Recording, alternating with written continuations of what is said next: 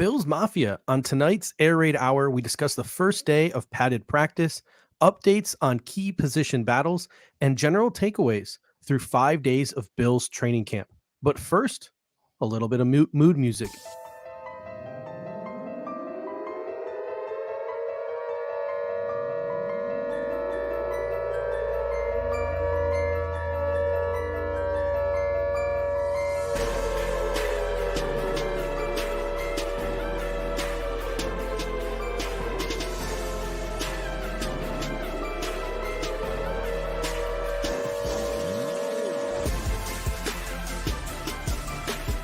Welcome to the Air Raid Hour, a Cover One Network podcast. Here are your hosts, Judge Mathis and Tilt Money. Welcome in, ladies and gentlemen, this evening. And Dave, the Bills are back. How does it feel seeing the Buffalo Bills not just back at training camp, but since we've last aired our last preview show, the Bills have come back, and today they put pads on for the first time. How does it feel? Put pads on for the first time in training camp. Our little tagline on our show thumb, I put on there, said "Excitement builds at St. John Fisher," and I think that's kind of the feeling a lot of people are having right now, and kind of going through the first 4 or 5 days of practice. You know, kind of good timing, I think, for us to kind of like have that show the Monday before practice started, and now have a good handful of practices under their belts, including the first padded one today. There is a buzz in the air at St. John Fisher, and I got to tell you, like, it feels a little different than it has the past couple years, and I don't know if it's just me, but it feels a little different to me this time around. Yeah, and we're going to get into it tonight, and we're going to talk about some things, but there are some players who look like they're absolutely laser focused and on a mission this offseason, and they have shown up to training camp and they have set the tone, and we're going to get into all of that this evening. But first, once this show is over, or if you are listening on demand, meaning you're listening after this show airs live, we have a weekly challenge for you this week, and that challenge is to comment on this video right here with your biggest takeaways through the first 5 days of training camp. So again, once this video is over, or if you're watching on demand, hit up the comment section, not to the side here, the live comment section, but the comment section to this video helps us with the algorithm, and hit us up with your biggest takeaways through the first 5 days of training camp. And before we get started this evening, be remiss if we didn't mention the reason we are able to pay the bills here at the Air Raid Hour, Picasso's Pizza.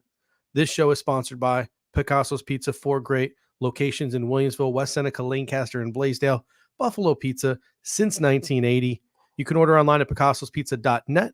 And if you're an out-of-towner like us, you can even get it mailed to your home. And I can tell you from experience, it is just as good as getting it fresh from the restaurant. Again, that is picassospizza.net. All right, Dave, let's jump right into it this evening. And we got just a tip of canoe coming in saying, Balon Spector showing some flash, it sounds like. And I wanted to jump right in this evening with the position battles, the big things that we were looking at coming into training camp. So let's start right there with middle linebacker, and sort of the theme of training camp so far is there has been a heavy rotation at some of the most contested positions, whether it's middle linebacker, whether it's CB2, or whether it's even right guard. There have been rotations of guys through 5 days. It's not exactly like one guy has been with the first team the whole time. At middle linebacker, Tyrel Dodson started it out. Then you saw Terrell Bernard get a day with the ones. Then you saw Balon Spector. Then it went back to Tyrel Dodson yesterday, and it was Terrell Bernard again today. So one would guess that maybe tomorrow it could be Balon Spector's day again. So a true rotation, and now a 3-way battle at middle linebacker. What are your thoughts? Yeah, and Sean McDermott gets asked about, if he has a timeline in mind for this, and he says he does. He's not sharing that right now, which is fine. That's kind of what we expected going in. I kind of figured the first couple times they asked him about it, it would be the typical coach speak, and that's kind of what we've had to this point. Not any real surprise, I would say, as far as the rotation. You wondered if maybe some of the comments that maybe were a little contradictory between Brandon Beane and Sean McDermott around the role Dorian Williams might play, those seem to have been put to bed. by Sean McDermott. He is not rotating at all in with the middle linebackers. So it does look like a 3-man battle for that middle linebacker spot. Obviously, the big thing is that you've got the two guys with size in Dodson and Spector rotating with the 3rd-round pick from a year ago in Terrell Bernard, which by a lot of observation and a lot of people reporting on camp, it is evident how much smaller Terrell Bernard is than the other two, which we don't know, right, how that may pan out. But if you listen to, again, some of the comments Brandon Beane made as well today in his sit down that he had, he specifically called out Tyrel Dodson and Terrell Bernard. So you wonder if Brandon Beane has something in mind as far as like who he has a vested interest in seeing kind of man that position. I would think if you're Brandon Beane, you probably would want to see Terrell Bernard given the investment you made from a draft capital standpoint. But first, 4 or 5 practices, first one padded today. Not a surprise that you see this rotation so far. So it is good to see, and may the best man win. Yeah, and Jordan Poyer in his press conference the other day, heaping praise on Balon Spector and talking about what a vocal leader he is and how much he is out there sort of commanding the defense when he's out there. And Sean McDermott said he'd prefer the middle linebacker to have the green dot, even though it's not necessary for the middle linebacker to have the green dot. So the ability to communicate, the ability to be vocal, I've really only seen Balon Spector praised for that. And that seems to be something Sean McDermott's looking for. If you were a betting man right now, Dave, through 5 days of training camp, we've now seen Terrell Bernard twice. We've now seen Tyrel Dodson twice. We might see Balon Spector a second time again tomorrow, so maybe it's a little early. Who would you peg as the starting middle linebacker week 1 for the Buffalo Bills? Wow. That's tough. I think just based on what we've got so far in front of us, I would say Terrell Bernard. Just because of the fact that you did invest the draft pick. He is a slightly different archetype to what the Bills have had, and maybe that plays in his favor, where it's a 2 versus 1 situation. All things equal, maybe they go with the guy who's got a little bit more, who's got a little bit more maybe pass rush pop from the middle. As we know, he did that well in college. But I would not be surprised as camp wears on if it becomes a conversation of Balon Spector. So through 4 or 5 days, hard for me to put Spector there, but I think that that's kind of where my gut's leaning as we sort of head into the meatier parts of training camp here. And I don't think Jessica is wrong necessarily here. Dodson week 1 certainly could see it. Spector by week 8, I could see Spector taking the job at some point. You mentioned the Ramon Humber, Matt Milano scenario from yesteryear, if you will. But I think it's just tough, right? After 4 or 5 days to say who it's going to be, especially because Spector hasn't had 2 runs through with the ones yet. Yeah, it's going to be really interesting. I'm with Jessica. I think it's going to be Tyrel Dodson week 1. Preseason could throw a wrench into all of this, right? Because it's one thing to do it in a training camp setting, but once the actual live action comes to play, if we go out there week 1 of preseason and they're attacking Tyrel Dodson in the passing game the way they attacked Tyrel Dodson last season, and he gets burned on a play or two, Tyrel Dodson could go from the front runner because he was the first guy the first day, and then he got his chance again when his time was up again. He could go from the front runner to all the way towards the back of the line if he doesn't perform well when the lights go on in training in the preseason. Same with Balon Spector. Like, I would put Balon Spector. He probably went from like a 5% chance of being the starting middle linebacker in my book to like a 25-30% chance. Like, it's been a meteoric rise for him over the past week or so. And for some people in the comment section, like Jessica and others, they've been preaching it since, February, March. So it really has been a big rise for Balon Spector.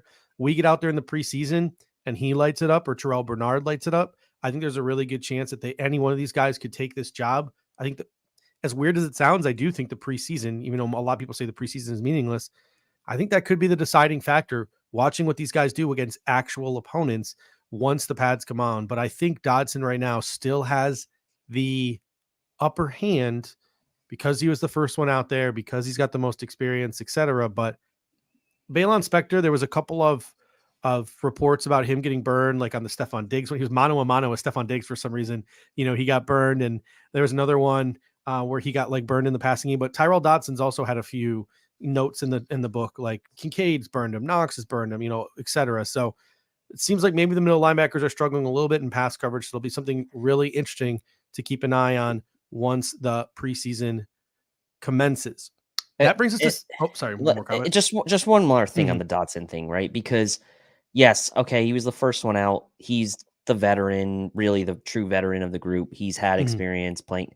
Like, let's be clear, Dotson has the lowest ceiling of all three of these guys. Like, it's like, okay, he's got the most experience, and like maybe he's getting the veteran nod by Sean McDermott to go out there first, but like he's probably the guy I least want to be the starter, honestly. Yeah. But anyway. And Pops Mafia comes in and says Spector is spending a lot of time with AJ Klein today.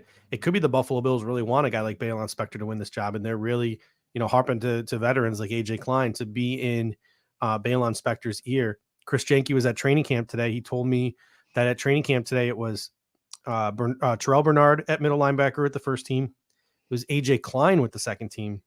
It was Balon Spector with the third team. And then at weak side linebacker, it was Matt Milano with the first team, and it was Tyrell Dodson cross-training at a secondary position as the second team weak side linebacker. So again, something to keep an eye on as training camp progresses.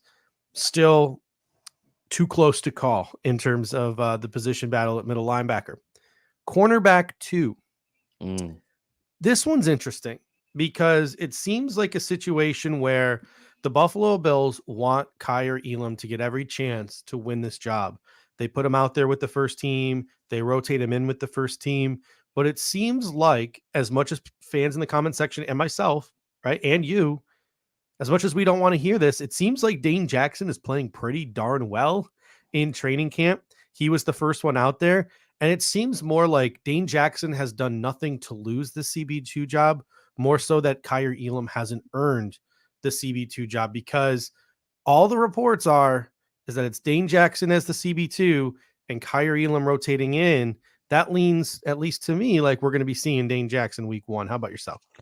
As of right now, yeah. I mean, Dane has had a good camp by all accounts so far. Not that Kaiir's had a bad couple practices, but from people that I trust, and I know that certain people are not going to sugarcoat things, especially our guy Pat Moran, who we know in the past has not really been the biggest Dane Jackson fan, even heaped praise upon Dane Jackson's practicing and said, yes, he's clearly the CB2 right now. And so for Pat to say that, I think that holds a lot of weight for a guy who really has been hard on Dane Jackson in the past, and others as well have said that he's had such a good camp and he's made some nice pass breakups on the likes of Gabe Davis and things like that throughout the first couple practices. So at the end of the day, you can look at this two ways, right? You can look at it as you can be disappointed that maybe that you feel like Kaiir Elam hasn't taken it by the horns yet.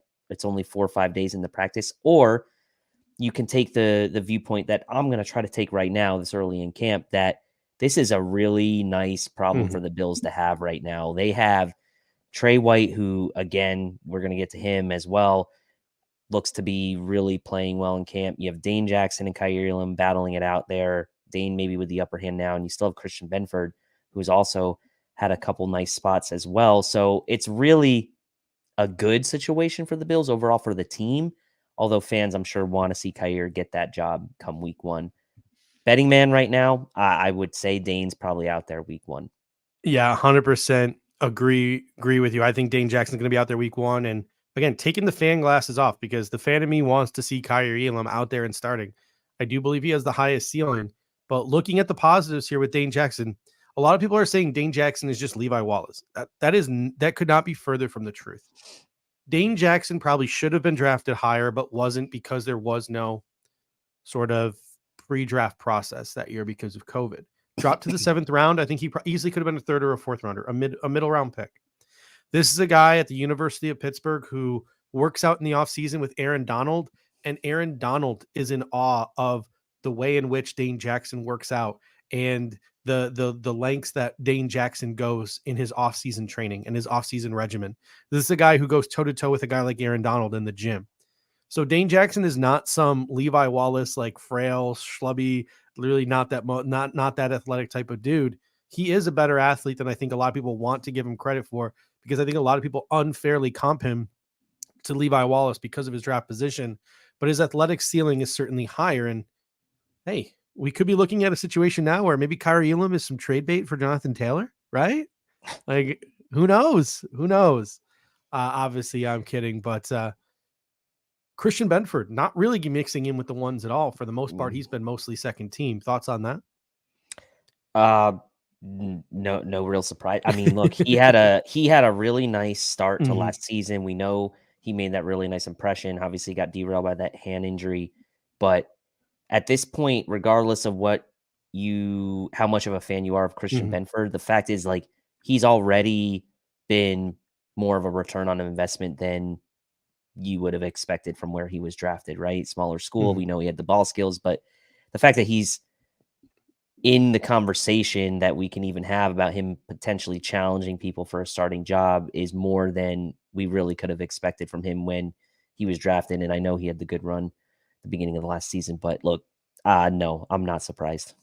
Bills Are Electric coming in with a great comment. He says the positive is we have 3 quality CB2s plus Trey White.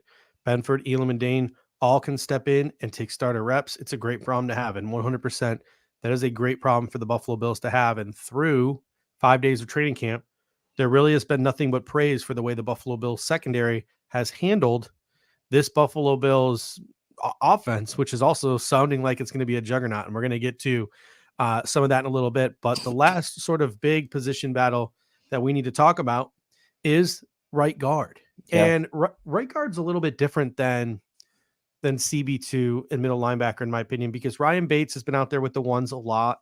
And then Mitch Morse has come off the field and Ryan Bates has moved to center, and they've gotten Osiris Torrance a lot of reps with the first team at right guard. It seems like a situation where the Buffalo Bills know Ryan Bates and they know Ryan Bates is a solid NFL player, but they really, really, really, really, really want Osiris Torrance to be the dude. And they're giving him every shot to go out there and to win that job. To me, if Osiris Torrance was even struggling a little bit, he would not be getting the repetitions he is with the first team offense. Definitely not, especially considering what you're seeing with other position battles, right? I mean, like the Sean McDermott's not just going to hand someone reps. That's just not his style as far as like first team reps. If he doesn't feel like it's going to benefit the team, right? So obviously Kyrie Elam is an interesting situation, year 2 for him, but Osiris Torrance as a rookie, really stepping in, and it was on the second day he got first team reps to start out the day. And so again, this is, I think, what fans want. They want to see the likes of Kyrie Elam and now Osiris Torrance kind of push what the status quo was for this offensive line a year ago, which was Ryan Bates at right guard. And I do think it's smart coaching by Sean McDermott to get Torrance as many reps as possible early in camp, especially because we saw what happened with the offensive line last year with injuries and how it kind of fell apart at times when they didn't really have guys to come in. So to your point, like, they know what they have in Ryan Bates, right? Get him some reps at center. Cool. Like, I don't know that they really need to see a whole lot from him as far as repetitions with the first team, other than just getting him like back in the flow of things, as opposed to let's get this guy we had fall in our lap who could very well have been the best guard in the draft, some valuable reps. And by the way, as we're going to talk about in just the next segment, some of the takeaways on offense, maybe a little bit of an identity shift as well for some of the approach on offense too. So to me, it makes total sense. And I'm glad to see that they're actually doing it and giving the fans what they want to an extent. So I'm encouraged. I think there's a good outside chance that he could be the starter come week 1. Yeah, we got Bills Are Electric, and we got Claude Pierre Lewis coming in saying, even though they think the job is going to be Osiris's, eventually Ryan Bates is going to be sort of the starter week 1 in both of their opinion in the comment section.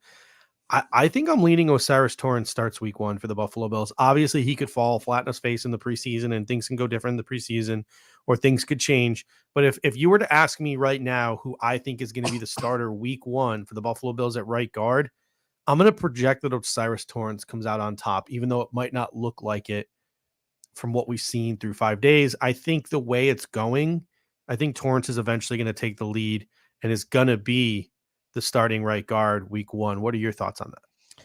Well, I think just based on how it's gone the first 4 or 5 days, for him already Mhm. getting so many of those first team reps, I think first preseason game, you will see Osiris Torrance getting a decent amount of reps in that game. And I think as long as he, I think as long as he holds himself to a pretty good standard in those games and he doesn't, like you say, fall flat on his face and really embarrass himself, that momentum should carry him into the next preseason game after that and give him confidence into the practices there in between. So I think that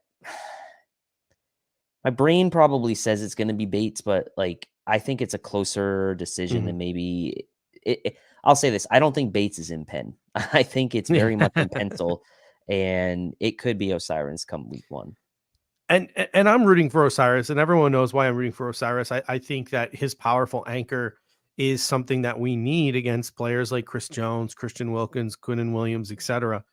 But it also makes Ryan Bates like and Stephen Burns comes in and says it like one of the best backups, if not the best backup offensive lineman in the National Football League. Mitch Morse goes down, you have plug and play Ryan Bates at center. Connor McGovern goes down, you have plug and play Ryan Bates at left guard. You have Osiris Torrance go down, plug and play Ryan Bates at right guard. And Brandon Beane even said, like, in a pinch, if a guy like Spencer Brown gets hurt, you might not see a Brandon Shell. You might not see a David Questenberry. Ryan Bates is the kind of guy who could, finger quotes, get you out of a game at right tackle before they had to find a different solution, a more permanent solution if the injury to Spencer Brown was serious. So Ryan Bates could be one of the more versatile and better backups in the National Football League if he is kicked to the bench. And we certainly know and understand, having watched this football team play the last couple of years and just watching the National Football League in general, having depth along the offensive line is very, very important. Let's shift our focus or keep our focus on the offense, but less away from position battles and just our general takeaways from the offense. And I want to start with sort of what we led last week's show with. And we led last week's show with, what is this marriage of Ken Dorsey and Josh Allen going to look like heading into year 2? What different wrinkles are we going to see from the offense? And boy, through 5 days, have I, and I know you, been impressed. 12 personnel, window dressing, pre-snap motion, the use of Deontay Hardy as a gadget type of player, the use of James Cook out of the backfield, the utilization of trick plays, even though maybe they got a little too fancy today, throwing the ball up to Josh Allen and he took a shot from Teron Johnson trying to run the Philly special. But the Buffalo Bills offense looks like it is going to be a lot more versatile and flexible than it was last season through 5 days of training camp. Yeah, and also I do like some of the reports as well of the Bills lining up in some tight formations and not necessarily heavy, but tight to the offensive line and then moving guys out and then having guys like Kincaid and Knox sort of in line with receivers sort of flanking them, giving the Bills options to run the ball out of formations like that and also pass the ball and keep themselves a little bit unpredictable. I think Ken Dorsey through 5 days has at least given the impression that he is ready and at least making the effort to take that next step as a play caller from year 1 to year 2 as a play caller. Now, keep in mind, it's only 4-5 practices in, but this is all you can ask for at this point from Ken Dorsey, right? First preseason game, we'll see. They probably won't show a ton, but obviously we really won't know until week 1. But all the reports thus far have really given you and I and really everyone a lot of hope for what Ken Dorsey and this offense can become from year 1 to year 2 under his play calling, not to mention the additions that you mentioned, right? The new wrinkles on pre-snap and moving guys around, and also the new faces in the mix of Kincaid and Hardy and James Cook taking a step up by all accounts this year as well so far in practice. Like, there's a lot of excitement, and I think rightfully so, for the personnel, but even more so, I think the excitement for what Ken Dorsey has brought to the table through 4 or Yep. 5 days, which to me was going to really be the biggest question mark going into camp for the offense, right? The personnel, the table had been set, right? Brandon Beane Yep. stocked the shelves, right? Now Ken Dorsey needs to utilize and be creative, and so far it certainly seems promising. Yeah, I mean, both of us were upset with the way that Ken Dorsey called plays down the stretch last year. Both of us called into question whether he should have gotten a second season with the Buffalo Bills. But for everyone doubting Ken Dorsey, for everyone who is struggling, everyone who maybe like it doesn't feel right with Ken Dorsey, they want to see it on the field in this upcoming season before they really change their mind on the man. Eric and Anthony really hammered home this point this offseason, and they did a good job illustrating that point. And some other people have sort of chimed in since then, people like Mina Kimes on ESPN. The way Josh Allen's elbow was injured last year took a lot away from the playbook. He really couldn't throw in the short and the intermediate. So it really left the Buffalo Bills to chuck the ball down the field and to try to run. And they really didn't have the ponies to run the football. And they became very predictable when they had to throw the ball down the field. And the offensive line broke down, and Josh Allen who got worn out, etc. So Ken Dorsey had a hand tied behind his back at points last season after the Josh Allen injury. So it's important to sort of know that and understand that and give him maybe a little bit of more grace than maybe we would have had that not been the case and the play calling look like that as we had here into year 2, because it does look like all those things that we saw in the Rams game week 1 last season that we were so excited about. It looks like we're going to see those things again, and maybe we're going to see more of those things and see those things more consistently in 2023. The next thing I want to talk about is Stefon Diggs, because first of all, he came out in his press conference and just absolutely owned anyone in the media, national and local, who had a damn word to say about his leadership, about the way he carries himself, etc. I mean, he took the media to task in his press conference. It was a thing of beauty. And then he stepped onto the football field, and from all reports, he is absolutely laser focused. He is absolutely a man on a mission. He is taking anyone in front of him to task on the field, not just the media, but defenders on the field. And he is making play after play after play. The reports today, the first padded practice, one-on-one, Kyer Elam got the best of him in one of the one-on-one reps, and they got in each other's face, and they were talking and they were talking and they were talking. And sure enough, the very next time the two of those guys lined up against each other, Stefon Diggs burned him. And then you have all these reports coming out of training camp that Trey White's back. Trey White looks good. And Stefon Diggs is just taking him to town. And it's not because Trey White isn't back. It's because Stefon Diggs has been that good. So a lot of really encouraging news about Stefon Diggs. And man, I'm so excited to see him versus Sauce Gardner and against DJ Reed week 1 in the New York Giants on Monday Night Football.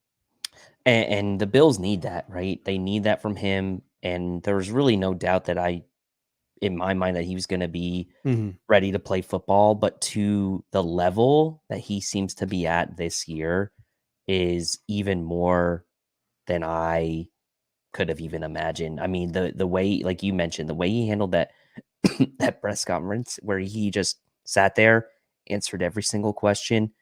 I mean, like, you couldn't have handled it any better than he did in that. And guess what? Then he went to work right on the football field. So the Bills need that. They have a very tough schedule. He's going to face Gardner twice, right? He's going to face Jalen Ramsey, depending on what's going on with his injury, obviously. But I mean, he's got to face Eli Apple now. Oh my God. Maybe he'll be in Cancun soon enough. But anyway, this is exactly what we've said about Stefon Diggs even over the last couple of years, is that he's just got something about him at the wide receiver position that is rare, right? He's got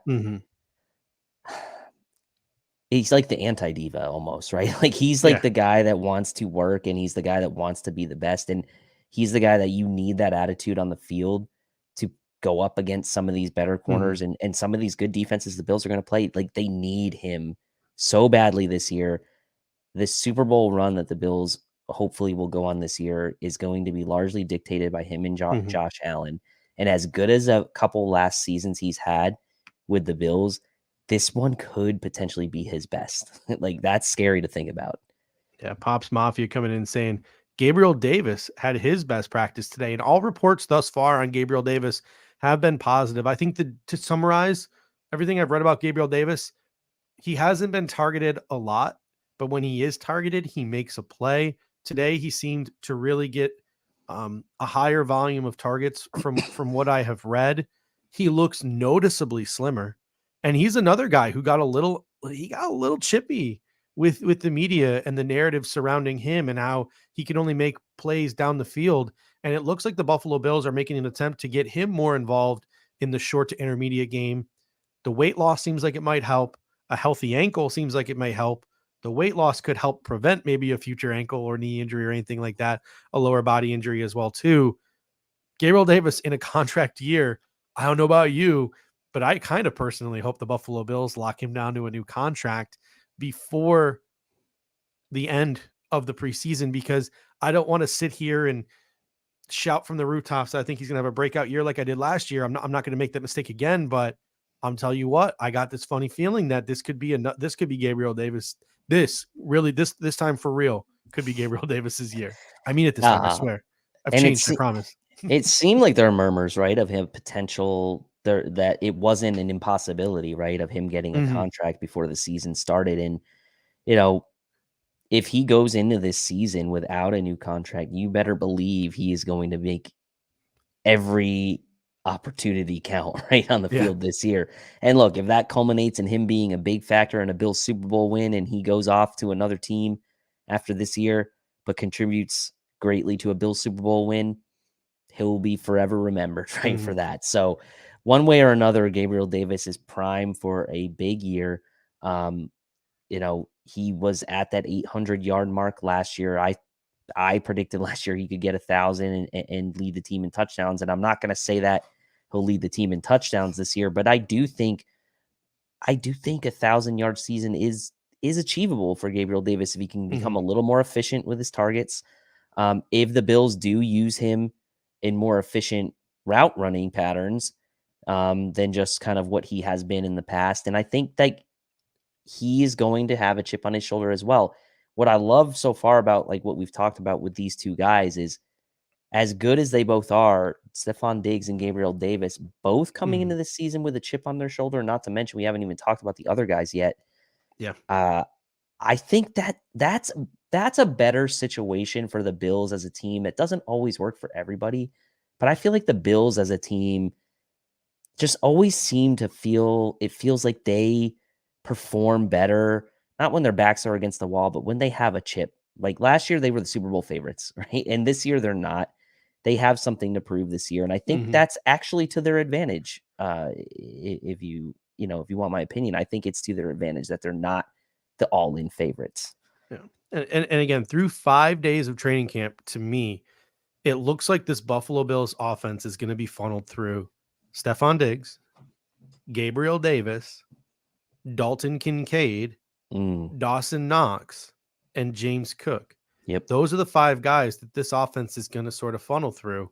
Yep. And then the auxiliary weapons are going to be Latavius Murray, Damian Harris, Khalil Shakir, Deontay Hardy, Trent Sherfield, etc.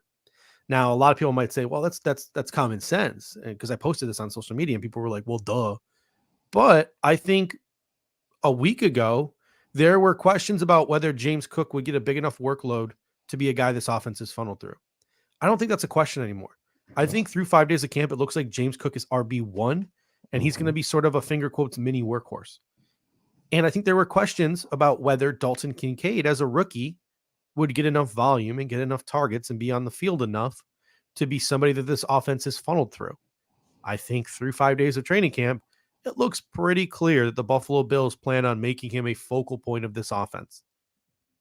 So to me, that's what this offense looks like. It's those 5 and then the rest. What are your thoughts on the rise of Kincaid and the rise of James Cook over the last 5 days? Because nothing really but positives from these two guys. Nothing but positives. And, just overall on the offense, you like that Torrance is getting some first team reps at guard. You like what you've been hearing from the reports on Dalton Kincaid, right?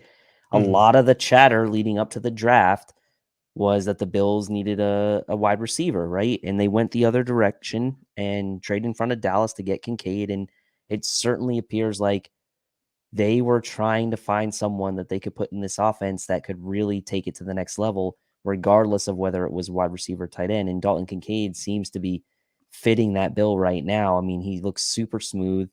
Dawson Knox had that sit down with Tom Pelissero. I can't remember if it was today or yesterday, and just raved about Kincaid and how he's, you know, he doesn't act like a rookie. He's really excited to see what he does. Like there was no, and the thing also I liked about what Dawson Knox was saying, it was like those guys are helping each other out, right? He's not feeling threatened or anything like that by Dalton Kincaid coming in. Like they're there to work together. And that duo, like I said in the last show, there's not a lot of teams in the NFL right now that are really utilizing two tight ends as weapons on the field at the same time. The Bills really could be having something here that is different, creative, with Kincaid and Knox. And by all accounts, he is just absolutely, you know, beyond his years so far. Now, how that translates statistically, like I'm not going to worry too much about that. Again, it's about impactful plays when the games start counting. I'm not going to be the guy that kind of like worries too much about like what his, you know, end of season stats are if he makes big plays and big moments. So by all accounts, he's ready and prime for that. And certainly I agree with you about the offense funneling through those guys. And you might get your wish. You might get that James Cook 200 plus carries this year. So we'll see about that too. Yeah, I'm feeling really good all around. I mean, Dalton Kincaid, some people said in the comment section, he doesn't look like a rookie. Just the way at his size, he gets in and out of his breaks.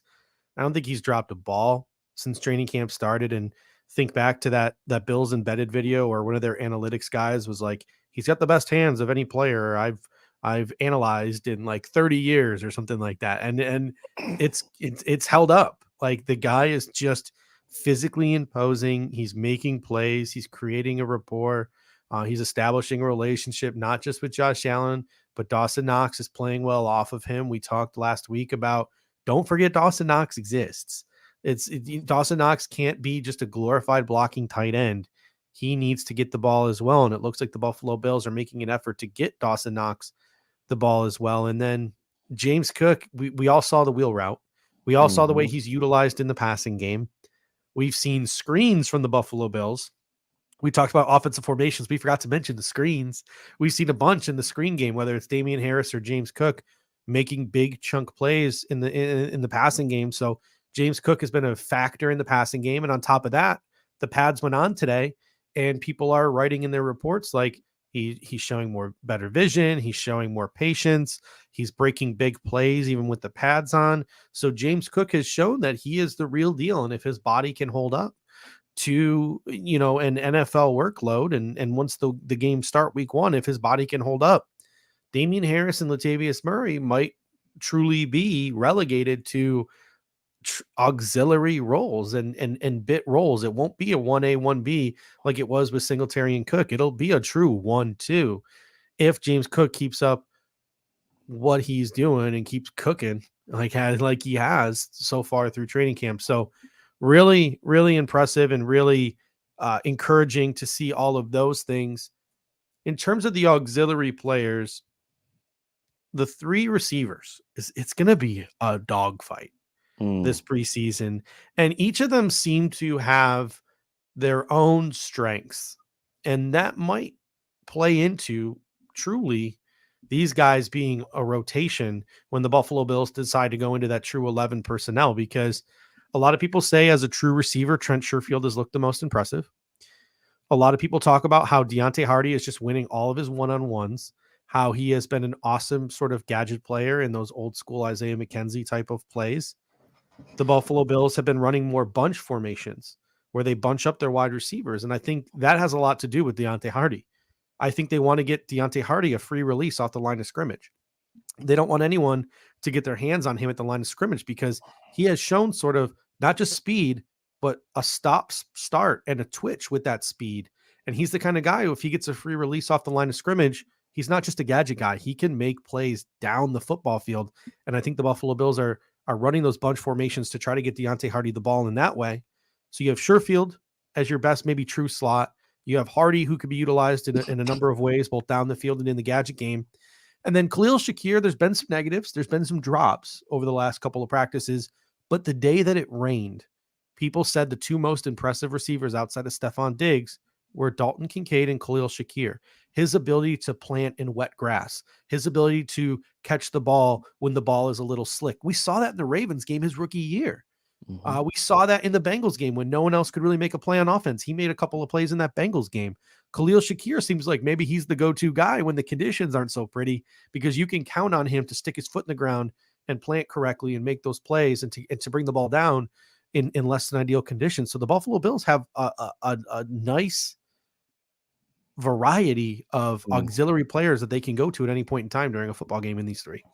Yeah, I was thinking exactly that. They have a nice mix of these three guys. I like that these are all really new faces, right? I know Khalil Shakir was there last year, but a chance to kind of make his mark in a role that maybe none of the other guys can do, right? Like you mentioned, in the bad conditions. I do like how Sherfield and Hardy seem to complement each other in providing, a very different skill set, but valuable skill set. I agree with what you said on Hardy.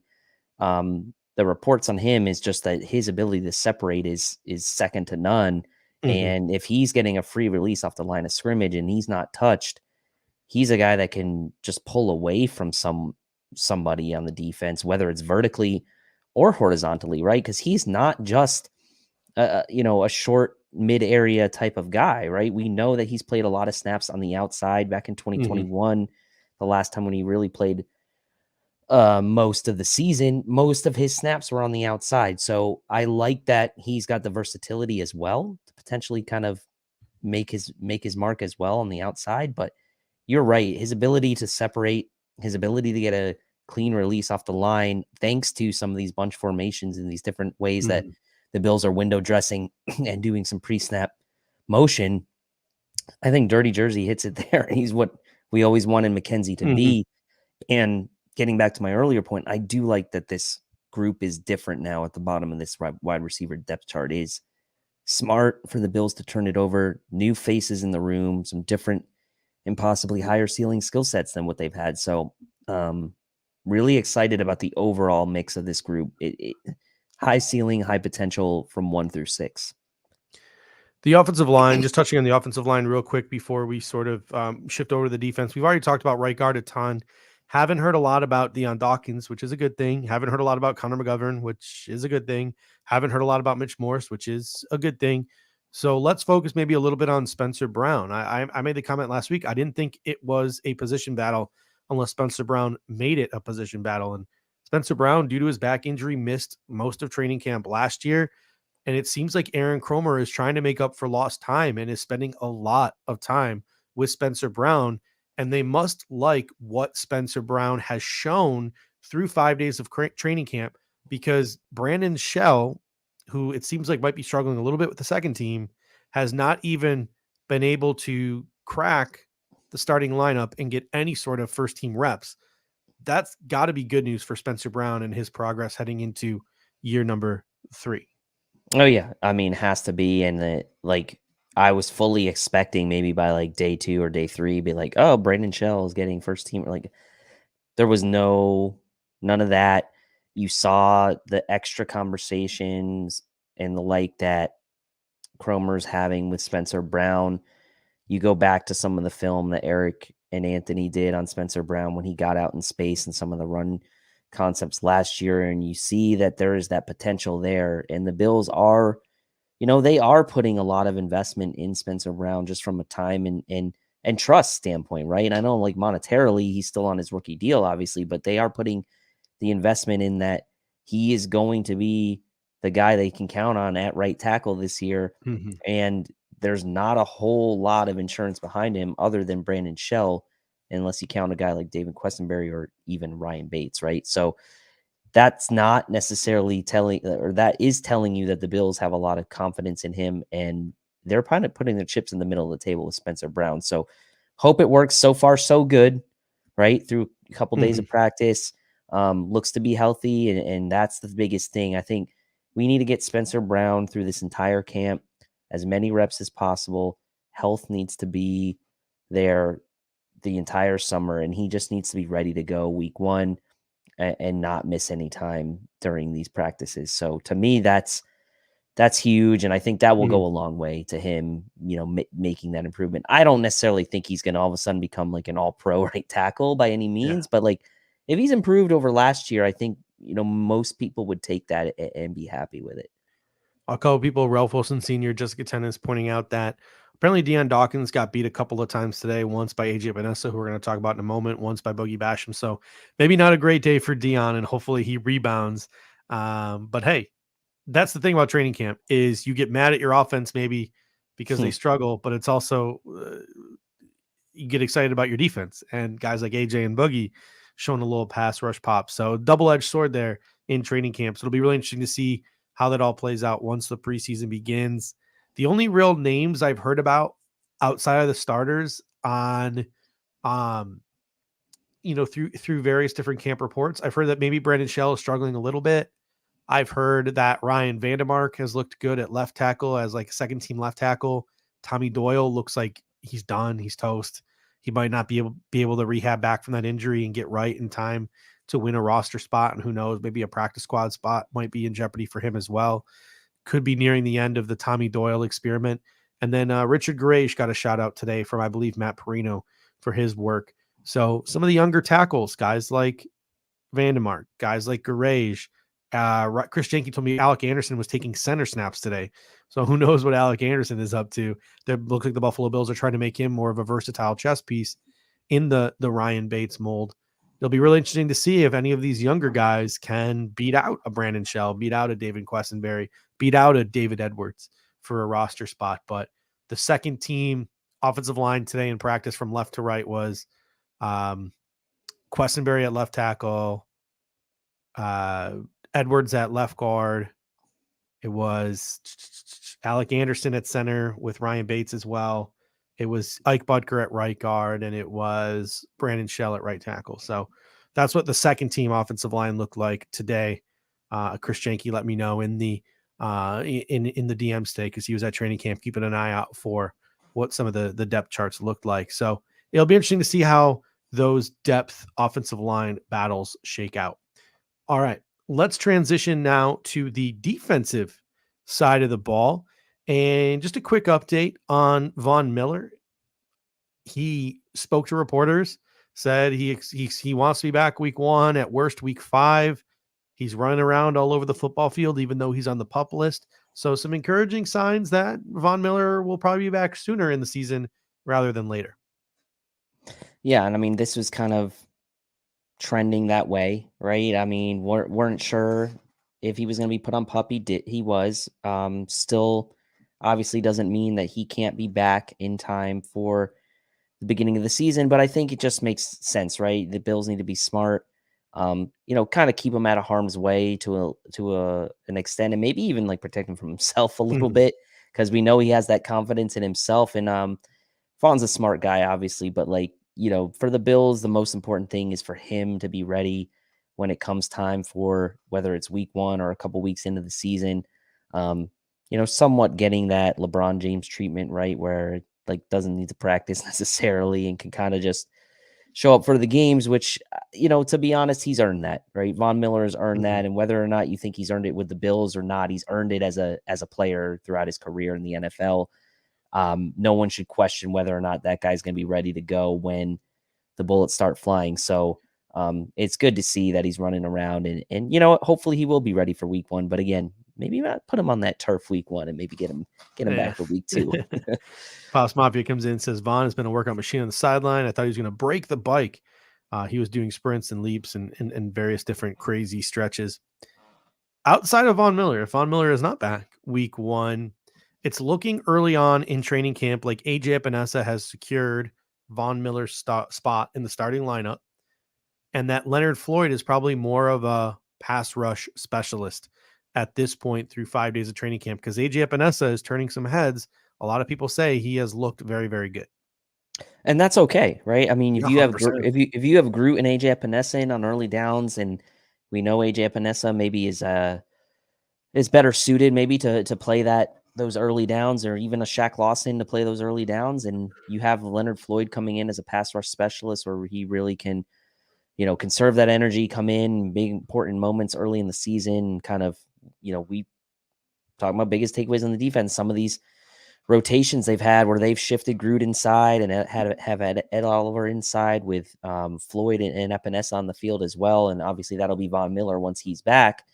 I'm happy for AJ Epinesa, right? I mean, I haven't been as hard on him as some, but I haven't necessarily given him a pass either. So I like that he's kind of taking advantage of this opportunity early in camp with Von on pup, and making it so it's a situation where Leonard Floyd's not going to necessarily be that guy opposite of Groot as the starter. So good for AJ. I'm happy for him.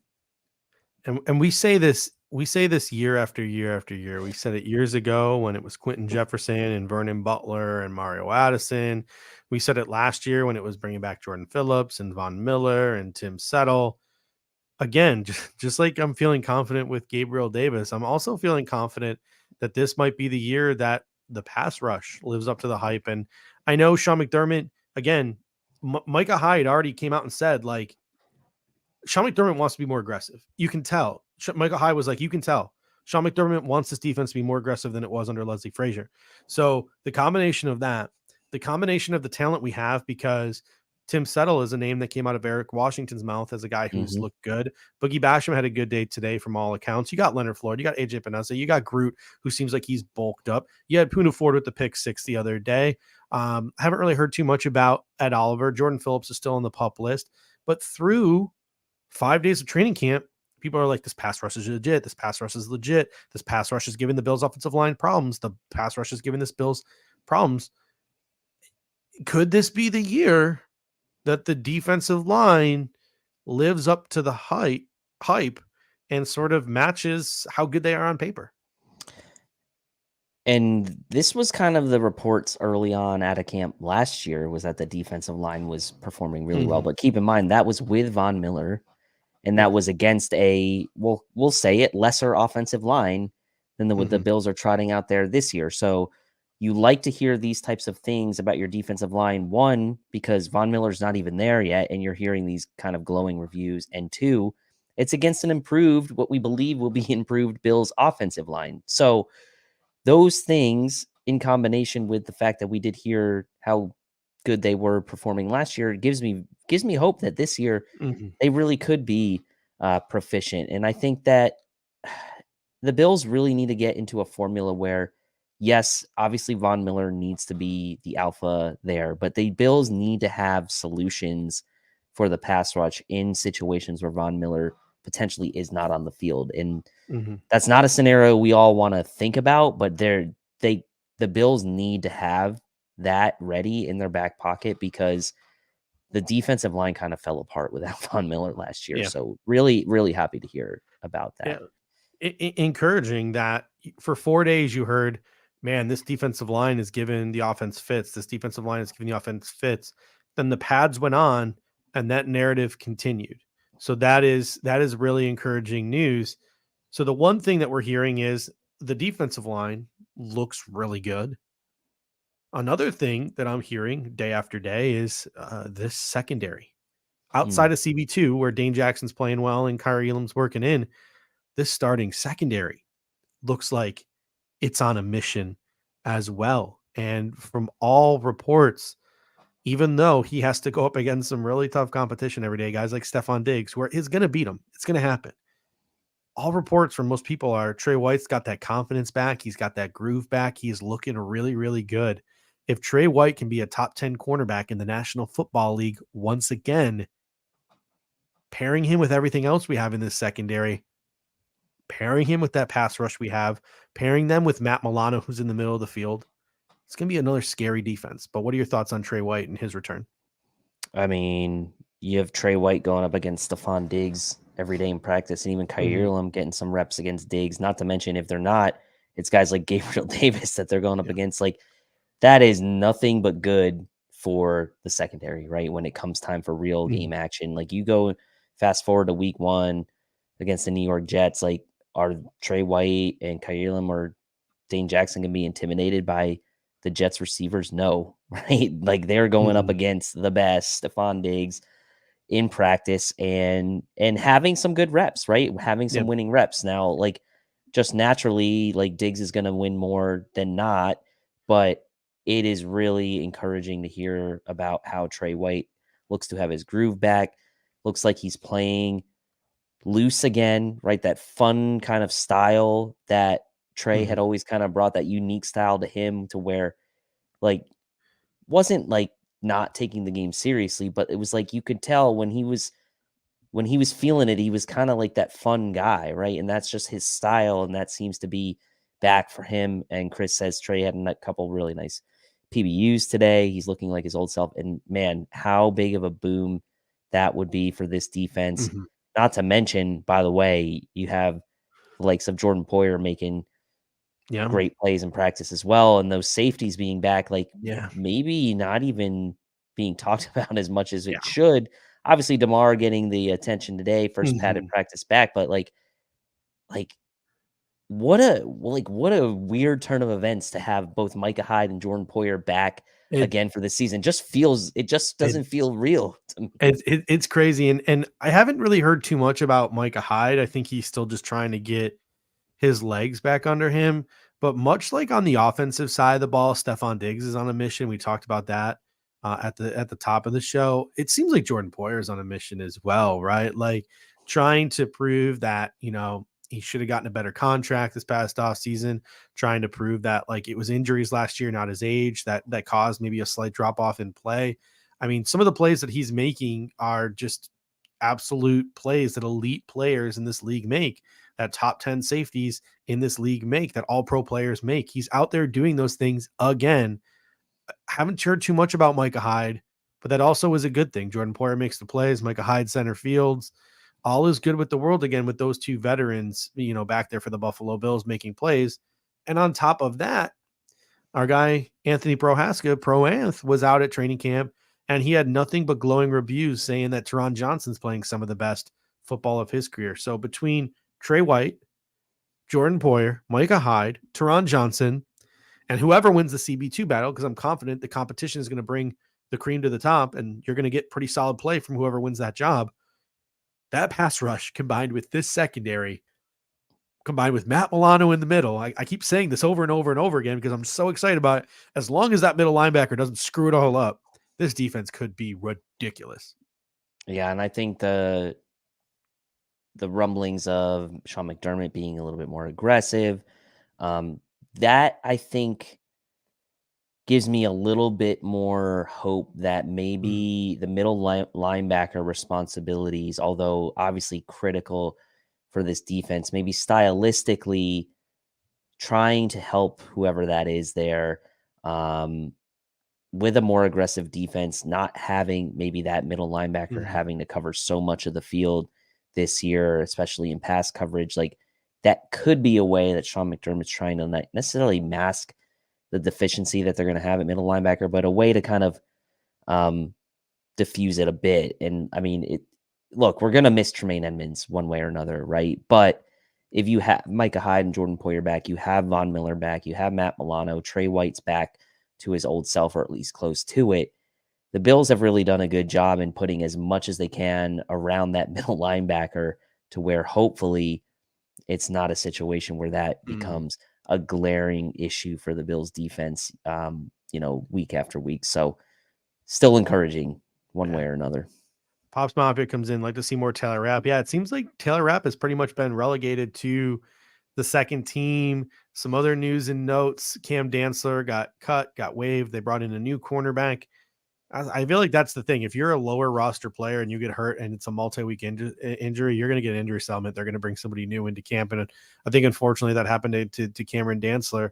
And then Saran Neal apparently has slimmed down a little bit, has looked a little bit more maybe fluid in the hips, and has been taking most of the nickel corner snaps from what I hear. Taylor Rapp has been mixed in a little bit. Chris Janke told me today that Cam Lewis was taking some at nickel, was taking some at safety. So it appears the Buffalo Bills are really moving guys around, trying to create some versatile chess pieces for their depth pieces in that secondary there. I've seen Dean Marlowe get like blown by a ton in a lot of these clips too. So I think his time might be coming to an end.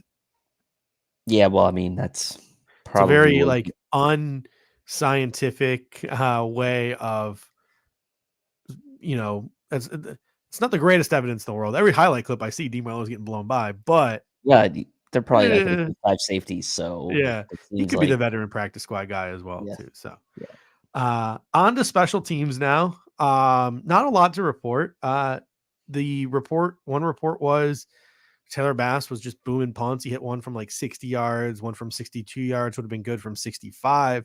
So he looks good. The reports about Sam Martin is just he looks polished. And, that plays a role. Reed Ferguson, Sam Martin, Tyler Bass, all of these guys coming back. The continuity, I think, plays a role. And these three guys are feeling really confident. You're seeing guys like Trent Sherfield gunning. You're seeing Saran Neal gunning. So you're seeing this post Taiwan Jones world. And then in the punt return game, you're seeing Deontay Hardy taking most of the first team reps, Khalil Shakir right behind him. And then you're seeing Darrington Evans and an influx of Andy Isabella as well. So it'll be really interesting to see how the punt return and kick return battle plays out and whether a guy like Darrington Evans or Andy Isabella could win a roster spot if they pop in the preseason. Would be interesting. I think it's an uphill battle for them because they're going to have to prove that like the Bills keeping a roster spot for just a return specialist is worth it because you have Deontay Hardy there and Khalil Shakir, two guys who can handle those duties while also serving a purpose on offense. So I would imagine that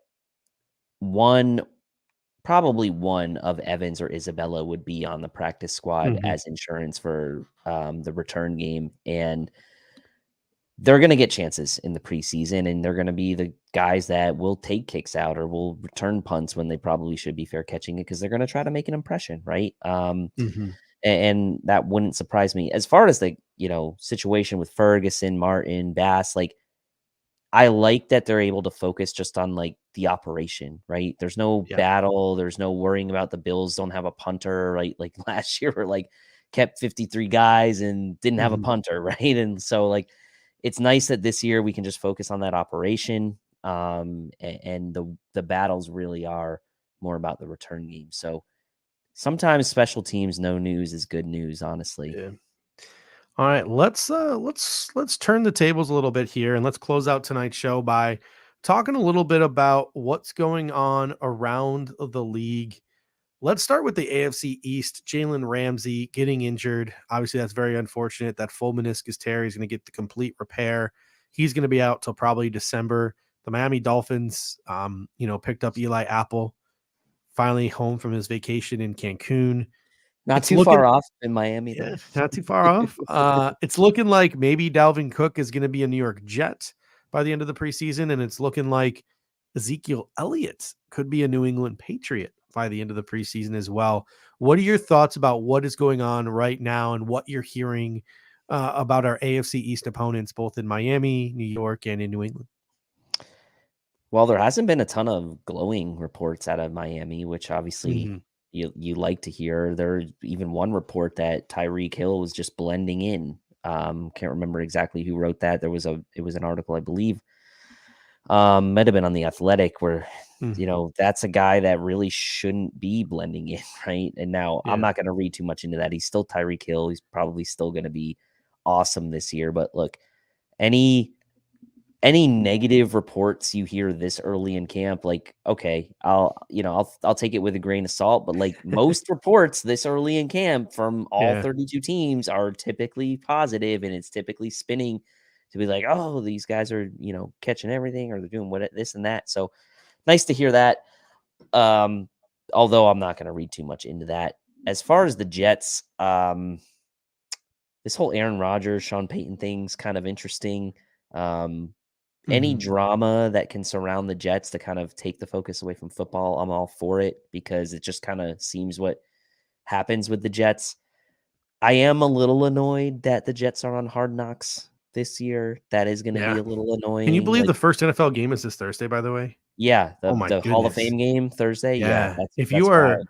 If you are a young male in Canton, Ohio, hide your moms this weekend. Zach Wilson's in town. Yeah, and Zach Wilson is probably going to be on the prowl since he doesn't have a ton of responsibilities this year. So, Well, it's the preseason. He might be a little busy. On Thursday night, but it's crazy that there's already football games back. Absolutely wild. yeah, it's wild. I tomorrow's August 1st. Right now, that's Mhm. that's the countdown. The countdown's on starting tomorrow. We're in August, and then the Patriots. Like Ezekiel Elliott joining the Patriots doesn't really move the needle for me much. Like the Patriots seem like a dumpster fire as it is. So, and they It have makes Ramondre Stevenson. It So makes what? sense to me though, like in terms of the fact that like Zeke has always been good in pass protection, which is something that Yep. the New England Patriots are going to covet. From all reports, he really has slimmed down. So maybe he does get a couple more years out of those legs because he's slimmed down.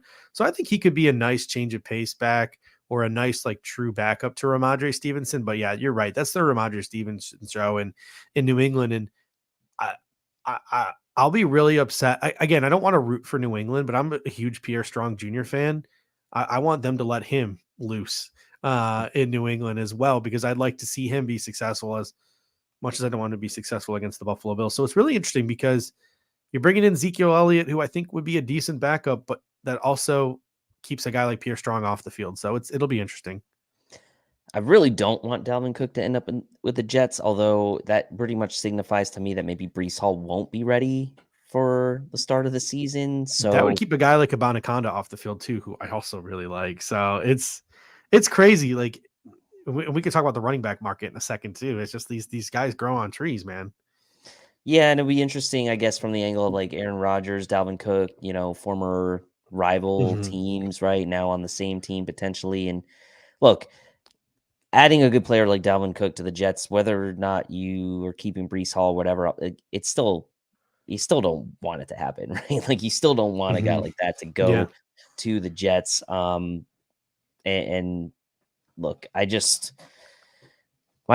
have one friend who's a really big Jets fan. I have another friend who's a huge Broncos fan, and those two have been just like chatting, going at it the last couple of I days because of this whole was Sean I Payton, was Aaron Rodgers that situation. So, that was next on my list. So I wanted to bring that up to you. Sean Payton absolutely went off on Nathaniel Hackett and the coaching job he did in Denver the other day. And then Aaron Rodgers followed it up by saying that Sean Payton was just trying to make excuses in case his team didn't perform up to the level that they were supposed to this year. He said, "Keep my coach's name out of your mouth," etc.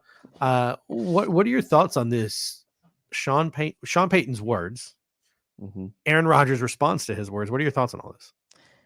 I mean, I was waiting for the first Sean Payton like snarky remarks to drop. And like he's been pretty reserved for most of this offseason. So I'm like, Mhm, that's not really Sean Payton's style. He's pretty snarky with some of his mhm, comments. So I'm like, okay, it's about time for him to say something. But he really went in on Nathaniel Hackett. And then Aaron Rodgers, like these reports of him like taking these huge pay cuts so that mhm. the Jets can bring like I don't know. It seems like it's all fake to me with Aaron Yeah. Rodgers. And so this whole response that he had just seemed like um, I don't know. I just feel like everything that Aaron Rodgers says is bullshit. Like, especially the clips that you see, like when Did he's talking like on the Hard Knocks clips, you're just like, dude, this is so like did it doesn't did seem real, genuine. So did then you in my see mind, the like, you're just like Russell Wilson. So like it's and like and again, hypocritical. I don't wanna, like I don't wanna I say stupid things a lot, so I guess I shouldn't care about maybe saying stupid things, especially since we're an hour 9 into this show.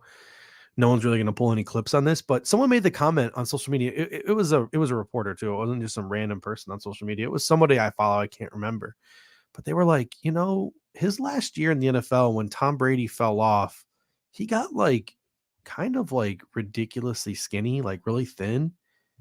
And this person was like, Aaron Rodgers looks really thin, like thinned out almost to the point where like he's not a football player anymore. And he sort of compared the body composition of Tom Brady last year, who fell off a cliff, to the body composition of Aaron Rodgers now. So maybe that's something to keep an eye on. Like, how invested is Aaron in the Jets? Maybe he might be thinking about life after football and has already started to change his body composition that way. I don't know. Maybe that's reading too much into it. I mean, the more drama and Yeah, uncertainty that all the surrounds the drama. Jets, I'm for it, right? We're just going to throw every narrative at them and let them have Every to just sit narrative. there and combat it. I mean, he did talk about, like, in that clip today, how he was like, "You just gotta, like, enjoy these moments while you have them, and blah, blah, blah, it goes fast." It's like, "Okay, bro, like, what are you trying to say here? Like, are you, like, 1 foot out the Mhm. door? Like, what's going on?" But, man, I would really just like to see this not work out for the Jets. So, And then last but not least here on my list is Jonathan Taylor. mm, What do you so Jonathan Taylor, apparently the reports are he wants 16 million AAV. Jim Irsay said a whole bunch of stupid things. Jonathan Taylor got in a bus with Jim Irsay. Jonathan Taylor left the bus mad. Jonathan Taylor demanded a trade. Jim Irsay is now threatening to put him on the NFI list and not pay him at all with a pre-existing back condition he got while weight training. Like, a lot of drama stirring up in Indianapolis. Anthony Richardson missing some time with a surgery as well, like a nasal surgery, a sinus surgery. So those are some really interesting things. And did someone say Zach Moss broke his arm today yep, too? it's Evan Wow. Hall's season, I think. I love Evan Hall. I feel bad for Zach Moss because I'm not just saying this because I picked him up in my dynasty league. He looked solid towards the end of last season there in Indianapolis too. So man, that's brutal for Zach Moss. I feel bad for the guy. I thought he might get some redemption this year in Indianapolis as Jonathan Taylor's number 2. But what are your thoughts on this whole situation there? I love Evan Hall too, so that's awesome for Evan Hall. But what are your thoughts? Well, I will say this, I just feel like Irsay's always been weird. He's Mm-hmm. always been, like, weird owner. He's always handled things a little differently. Um, you know, it's interesting with the Colts because, like, I feel like the Colts are that team that have been kind of in this purgatory for a while of, like, they're a decent team, but they haven't really been able to get over the hump. They've never really recovered from Andrew Luck retiring, to be honest. Like, they really haven't recovered from that. And so Mm-hmm. for them to kind of for Irsay to kind of really alienate his best player, right? And, like, it just seems weird. And, like, you might not think Jonathan Taylor's worth 16 million Mm-hmm. AAV, but honestly, like, he probably is. Like, he might be Especially the when your one. quarterback's on his rookie deal. He might be the one guy that is, like, Give other him than maybe give him Christian McCaffrey. But, like, give him line up his contract so when Anthony Richardson has to get paid, his contract is up. Like, that's Yep. I don't get it. Like, if there was a team with a franchise quarterback, I get it. But your quarterback's Anthony Richardson on a rookie deal. That's crazy to me. Crazy to me. All right, ladies and gentlemen, we want to thank you so much for joining us this evening. Again, our weekly challenge for you is when this video is over, or if you're listening on demand, hit up the comment section of this video. It really helps us.